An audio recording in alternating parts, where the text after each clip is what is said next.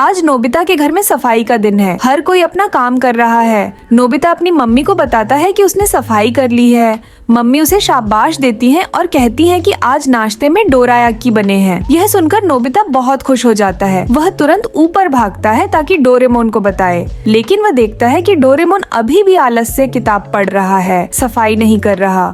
Doraemon Nobita से पूछता है कि डोरायाकी सबसे पहले किसने खाए थे। नोबिता नहीं जानता। डोरेमोन कहता है बेनकेई। नोबिता पूछता है कि वो कौन है तो डोरेमोन बेहोश होने जैसा हो जाता है। वह बताता है कि बेनकेई पुराने समय का एक योद्धा था, मिनामोतो नो योशित्सुने का सेवक, और कहा जाता है कि डोरायाकी भी उसी ने बनाया था। नोबिता कहता है छोड़ो, खाना है तो खाओ, इतना सोचने की क्या जरूरत। लेकिन यह सुनकर डोरेमोन के मुंह में पानी आ जाता है। वह नोबिता को पकड़कर टाइम मशीन में ले जाता है। रात का समय है। नोबिता डरते हुए पूछता है कि बेनकेई कौन है। डोरेमोन कहता है कि वह बहुत ताकतवर है, बहुत से दुश्मनों को हरा चुका है। तभी एक आदमी आता है। दोनों सोचते हैं कि यही बेनकेई होगा। फिर एक और बड़ा आदमी आता है। दोनों डरकर पुल के नीचे छुप जाते हैं। बड़ा आदमी दूसरे आदमी से कहता है जान बचानी है तो तलवार दे दो। दूसरा आदमी भी पीछे नहीं हटता और लड़ाई शुरू होती है। बड़ा आदमी सिर्फ एक झटका देता है और तलवार उड़कर जमीन में धंस जाती है। दूसरा आदमी डरकर भाग जाता है। बड़ा आदमी कहता है ये मेरी 598वीं तलवार है। नोबिता डरकर कहता है डोरेमोन चलो घर। लेकिन डोरेमोन पहचान लेता है यही बेनकेई है।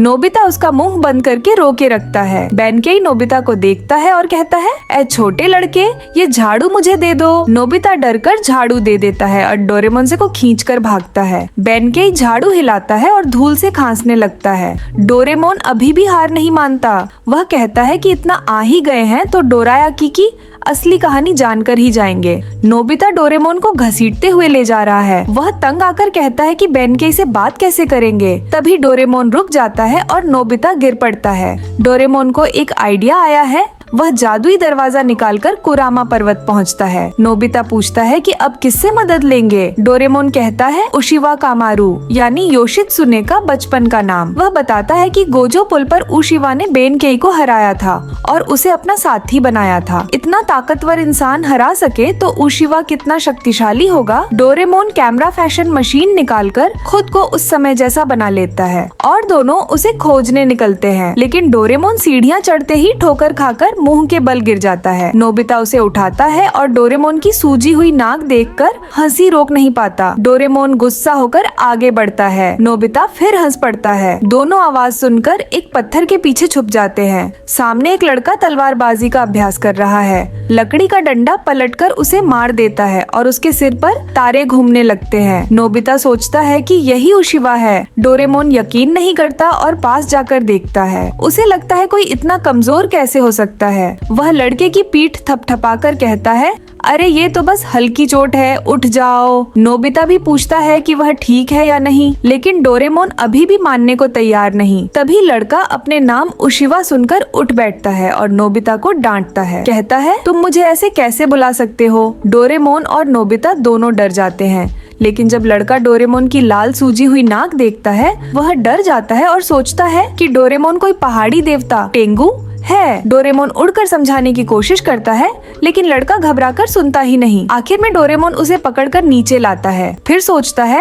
कि देवता बनकर उसे आदेश देना ही पड़ेगा। वह कहता है तुम्हें बेनकेई को हराना होगा। उशिवा डरकर मना कर देता है और बहाना बनाकर भागने लगता है। डोरेमोन गुस्से में उसे हुक से पकड़कर पुल पर ले जाता है। नोबिता भी चिल्लाता है कि उसे भी साथ ले चलो, लेकिन उसे सिर्फ छोटा सा हेलीकॉप्टर टोपी फेंक कर दे दी जाती है। पुल के नीचे फिर एक आदमी बेनकेई के डर से भाग रहा है। बेनकेई कहता है यह मेरी 599वीं तलवार। ऊपर डोरेमोन उशिवा को हिम्मत दे रहा है। बेनकेई कहता है पुल पार करना है तो तलवार दो। नोबिता घबराता है कि उशिवा उसे हरा भी पाएगा या नहीं, लेकिन डोरेमोन कहता है कि इतिहास में लिखा है और वह सिर्फ डोरायाकी के बारे में सोच रहा है। उशिवा तलवार निकाल तो लेता है लेकिन डर से हाथ कांपते हैं और तलवार गिर जाती है। उसके हाथ लाल हो जाते हैं और वह डरकर भाग जाता है। बेनकेई हंसता है और कहता है 600वीं तलवार। फिर वह नोबिता और डोरेमोन की तरफ देखता है। दोनों जान बचाकर भागते हैं और घर पहुंचते हैं। नोबिता थककर सांस नहीं ले पा रहा। वह कहता है बहुत डरावना था, छोड़ो ये सब। डोरेमोन गुस्से में तैयार होता है कुछ और करने के लिए। तभी मम्मी कमरे में नाश्ता लेकर आती है। नोबिता देखता है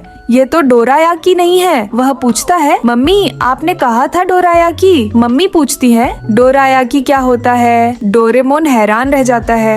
वह तुरंत किताब देखकर चेक करता है, फिर बेकरी भागता है, लेकिन कहीं भी डोरायाकी नहीं मिलता। कोई उसे जानता ही नहीं। नोबिता समझ नहीं पाता कि आखिर हुआ क्या है। एपिसोड की शुरुआत में हम एक चोर को देखते हैं जो टाइम मशीन की मदद से भाग रहा था।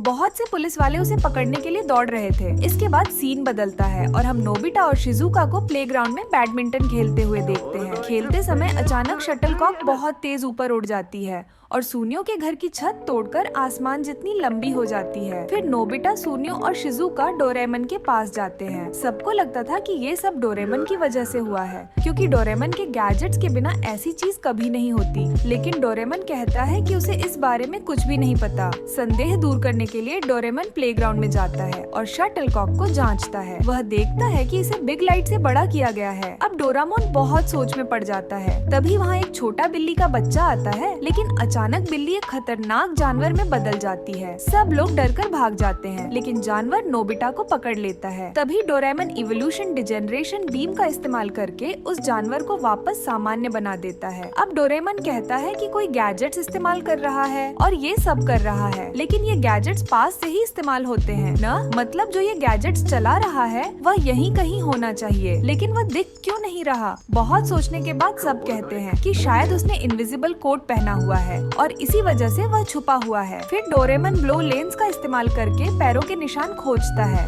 कुछ समय बाद डोरेमन को एक पैर का निशान मिल जाता है। अब वे उस निशान को फॉलो करते हुए आगे बढ़ते हैं। डोरेमन देखता है कि निशान जियान के हैं। डोरेमन जियान से पूछता है कि क्या उसने बिना बताए कोई गैजेट लिया है, लेकिन जियान साफ मना कर देता है। जियान की बात सबको शकी लगती है, इसलिए वे इनविजिबल कोट पहनकर जियान के पीछे लग जाते हैं। जियान के पीछे जाकर वे देखते हैं कि जियान की जेब से लिफ्ट लाइट ग्लव्स निकलते हैं और आसपास की सारी चीजों को एक के ऊपर एक रख रहे हैं। सब लोग मिलकर जियान को रंगे हाथों पकड़ लेते हैं और पूछते हैं कि वह गैजेट्स कहाँ से ला रहा है। तब जियान कहता है कि उसे एक छोटा बैग मिला है और उस बैग में बहुत सारे मजेदार गैजेट्स हैं।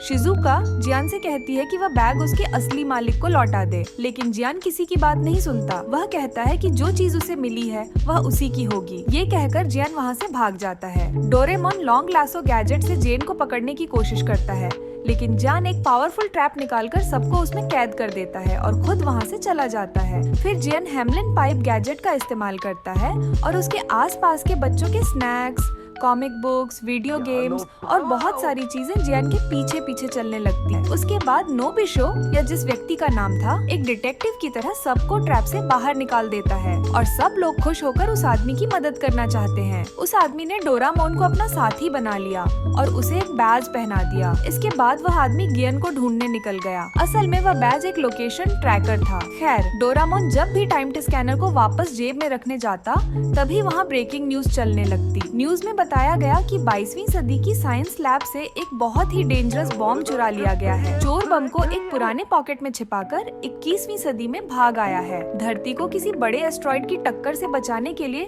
उस बम को बनाया गया था, लेकिन अगर किसी वजह से उसका स्विच ऑन हो गया तो वह पूरी दुनिया को उड़ा देगा। न्यूज में उस बम का मॉडल और चोर की तस्वीर दिखाई जाती है। अब तो सब दंग रह जाते हैं। अभी थोड़ी देर पहले जिस आदमी से उनकी मुलाकात हुई थी वही तो असली चोर था। अगर वह आदमी जियान को ढूंढ लेता तो सब खत्म। डोरेमन सबसे पहले उसका बैज उतारने की कोशिश करता, लेकिन वह बैज किसी भी तरह नहीं निकलता। अब सब जल्दी से जियान को ढूंढने निकल पड़ते हैं। जियान को ढूंढना जरूरी था बम का स्विच ऑन होने से पहले। सब लोग चारों तरफ बहुत खोजते हैं। जियान बादलों के ऊपर पुटिंग की प्रैक्टिस कर रहा था। जियान अपनी गेंदों में उस डेंजरस बॉम्ब को देख लेता है और उसे ही गेंद बनाकर मारने जाता है। तभी डोराएमन दौड़ कर आता है और जियान को रोकने लगता है। वह जबरदस्ती जियान के हाथ से बम लेने की कोशिश करता है। तभी जियान बादलों से गिरने लगता है। डोराएमन उसे बचाने की कोशिश करता है, लेकिन आखिर में दोनों प्लेग्राउंड में आ गिरते हैं। डोराएमन जियान को बम के बारे में बताने ही वाला था कि तभी चोर वहां पहुंच जाता है। वह जियान से बैग वापस मांगता है। डोरेमन इशारे से जियान को भागने को कहता है, लेकिन मूर्ख जियान डोरेमन जितना भी इशारा करे कुछ समझ ही नहीं पाता। उल्टा चोर को समझ आ जाता है कि डोरेमन को सारी सच्चाई पता चल गई है। अब चोर अपनी गन निकालता है और बैग वापस मांगता है। तभी नोबिता, शिजुका और सूनियो उड़ कर आते हैं और चोर को मारने की कोशिश करते हैं, लेकिन चोर वहाँ से बचकर निकल जाता है और उन्हें डराने के लिए गोलियां चलाने लगता है। अब जियान डर के मारे बैग चोर के चेहरे पर फेंक देता है और सब वहाँ से भाग जाते हैं। जियान बादलों से भागते समय बम को अपनी जेब में ही रख लेता है, लेकिन 22वीं सदी की पुलिस को खबर देने से पहले चोर वहाँ पहुँच जाता है। चोर उनसे बम देने के लिए कहता है,